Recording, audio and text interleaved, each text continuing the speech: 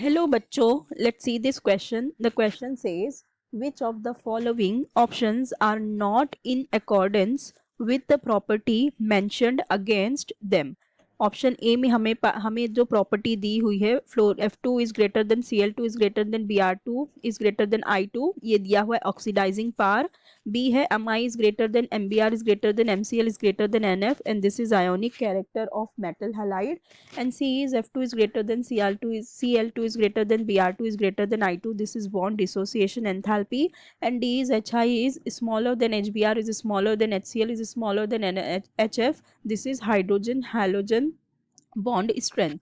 So हमें बताना है कि कौन सा जो प्रॉपर्टी के साथ मैच किया हुआ ऑर्डर है वो इनकरेक्ट है. ठीक है, नॉट करेक्ट बताना है हमें. ठीक है, सो सबसे पहले हमारे पास दिया हुआ है ऑक्सीडाइजिंग पावर. ठीक है, अब देखो हमारे पास हैलोजन सीरीज में फ्लोरीन, क्लोरीन, ब्रोमीन और आयोडीन है. ठीक है, अब हमें पता है as we go down the group क्या होता जाता है, साइज इंक्रीज होती जाती है. ठीक है, एक चीज होती है साइज इंक्रीज होती है, फिर और क्या होता है, और सबसे इम्पॉर्टेंट होता है इलेक्ट्रोनेगेटिविटी जो डिक्रीज होती जाती है. इसका मतलब जो फ्लोरीन हमारा होता है ये मोस्ट इलेक्ट्रोनेगेटिव एलिमेंट होता है एंड जो आयोडीन होता है वो लीस्ट इलेक्ट्रोनेगेटिव होता है. ठीक है, ये लीस्ट इलेक्ट्रोनेगेटिव होता है.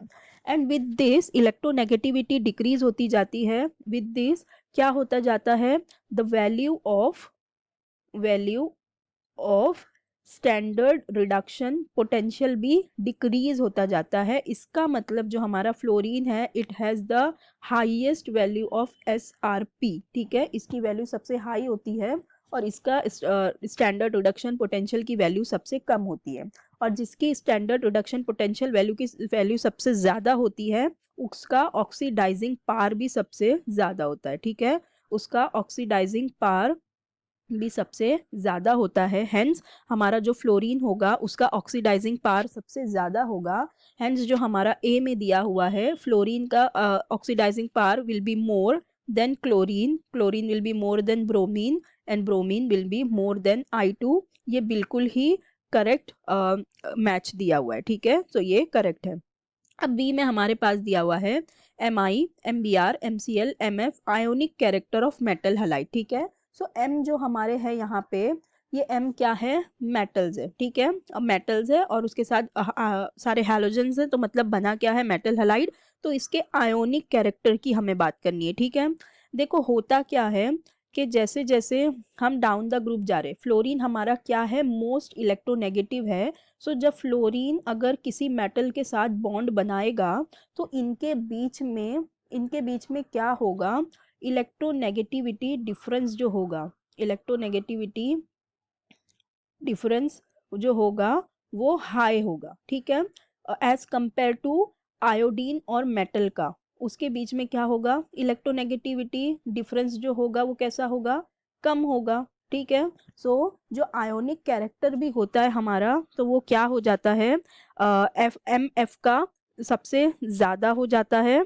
ठीक है, MF का क्या होता है, सबसे ज़्यादा होता है. सो एक्चुअल में हमारा करेक्ट ऑर्डर क्या होना चाहिए, या तो Mi इज स्मॉलर लिखो, इस तरह से लिखो Mi will be smaller than Nbr is smaller than MCl is smaller than MF. ठीक है, इस तरह से इसका करेक्ट ऑर्डर होना चाहिए. ऐसा क्यों, क्योंकि यही हमने अभी देखा कि फ्लोरीन मोस्ट इलेक्ट्रोनेगेटिव है तो इसके और मेटल के बीच में इलेक्ट्रोनेगेटिविटी डिफरेंस सबसे ज़्यादा होगा तो उसका आयोनिक कैरेक्टर भी क्या होगा, सबसे ज़्यादा होगा due to the electronegativity difference between them. और आयोडीन के केस में सबसे कम होगा तो उसका आयोनिक कैरेक्टर भी क्या होगा, सबसे कम होगा. ठीक है, और ये भी एक बात आ जाती है कि उसका ऑक्सीडाइजिंग पावर भी सबसे ज़्यादा है. ठीक है, उन क्या क्या करते हैं सारे हैलोजेंस, इलेक्ट्रॉन्स को क्या करते हैं, लेते हैं. ठीक है, तो वही जो आयोडीन का होगा उसका पावर थोड़ा कम होगा और फ्लोरीन का ज़्यादा होगा, इसलिए उसका आयोनिक कैरेक्टर भी ज़्यादा होगा.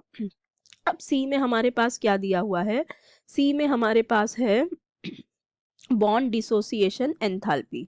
अब हमारे पास है सी में bond dissociation enthalpy. Bond dissociation enthalpy क्या होती है, जो अमाउंट ऑफ हीट एनर्जी हम लगाते हैं बॉन्ड को ब्रेक करने के लिए, तोड़ने के लिए. ठीक है, सो अभी यहाँ जो हमें ऑर्डर दिया हुआ है, अकॉर्डिंग टू दिस ऑर्डर क्या कह रहा है, फ्लोरीन का सबसे ज़्यादा होगा, फिर क्लोरीन होगा, फिर ब्रोमीन होगा, फिर आयोडीन होगा। तो ये वाला जो मैच है ये रॉन्ग है। क्यों? क्योंकि देखो एक्चुअल में होना ये चाहिए था, लेकिन होता क्या है, जो हमारा फ्लोरीन है वो बहुत ही ज़्यादा इलेक्ट्रोनेगेटिव है, ठीक है। और फ्लोरीन क्या है, एक बहुत ही स्मॉल साइज्ड एटम है, और इसके पास क्या होते हैं, इस तरह से लोन पेयर होते हैं, ठीक है। तो अब होता क्या है, इसका बॉन्ड एक तो बहुत छोटा होता है क्योंकि इनका साइज छोटा है। तो ये जो लोन पेयर है दोनों बहुत ही क्या होते हैं, क्लोज होते हैं एक दूसरे से। सो क्लोज होने की वजह से इन दोनों के बीच में क्या चालू हो जाता है, लोन पेयर रिपल्शन चालू हो जाता है, ठीक है। क्या हो जाता है, लोन पेयर रिपल्शन चालू हो जाता है, तो जिसकी वजह से ये दोनों एक दूसरे को रिपेल करते हैं, और उनका जो बॉन्ड है वो क्या हो जाता है, इस तरह से इंक्रीज हो जाता है, वो एक दूसरे को रिपेल करते हैं। तो होना चाहिए था कि फ्लोरीन का बॉन्ड डिसोसिएशन एंथैल्पी ज़्यादा हो, लेकिन होता ये है कि इसका बॉन्ड फिर क्या हो जाता है, क्लोरीन से भी ज़्यादा बड़ा हो जाता है, ठीक है। क्लोरीन से भी ज़्यादा बड़ा हो जाता है due to this bond lone pair repulsion. So इसलिए जो हमारे क्लोरीन की बॉन्ड एंथैल्पी एनर्जी है वो ज़्यादा हो जाती है फ्लोरीन से, ठीक है। सो हमारा क्या आ जाता है, पहला आ जाएगा क्लोरीन, फिर आएगा हमारा, फिर आता है हमारा ब्रोमीन, फिर आता है हमारा फ्लोरीन, एंड फिर आता है हमारा आयोडीन, ठीक है। सो इस तरह से एक्चुअल में हमारा ऑर्डर होना चाहिए था। तो ये जो मैच दिया हुआ है ये बिल्कुल ही रॉन्ग है। फिर डी में हमारे पास क्या दिया हुआ है, डी में हमारे पास है हाइड्रोजन हैलोजन बॉन्ड स्ट्रेंथ। तो अब यहाँ पे बॉन्ड स्ट्रेंथ की बात की हुई है, ठीक है। हाइड्रोजन हैलोजन बॉन्ड का स्ट्रेंथ बात किया हुआ है। देखो अब क्या हो रहा है, डाउन द ग्रुप हम जा रहे हैं, बॉन्ड डिसोसिएशन एंथैल्पी क्या हो रही है, डिक्रीज हो रही है, ठीक है। सो जो बॉन्ड हाइड्रोजन हैलोजन का बॉन्ड स्ट्रेंथ है वो भी क्या होता जाएगा, बॉन्ड स्ट्रेंथ वो भी डिक्रीज होता जाएगा, ठीक है। यहाँ पे देखो होता क्या है कि हम एक तो ये बात भी कह सकते हैं कि जैसे जैसे हम डाउन द ग्रुप जा रहे हैं, क्या हो रही है, इनकी साइज क्या होती जा रही है, बढ़ती जा रही है। मतलब क्या हो रहे हैं, उनके एटम्स का जो बॉन्ड बनता जाएगा, जो बॉन्ड स्ट्रेंथ होती जाएगी, डिक्रीज होती जाएगी। क्यों? क्योंकि एटम बड़े बड़े होते जा रहे हैं। आयोडीन के बीच में जो बॉन्ड होगा उसकी बॉन्ड स्ट्रेंथ उतनी ज़्यादा नहीं होगी। क्यों? क्योंकि उनकी बॉन्ड लेंथ बहुत ज़्यादा हो जाएगी, ठीक है। तो इसलिए बॉन्ड ज़्यादा, उसकी स्ट्रेंथ ज़्यादा नहीं होगी।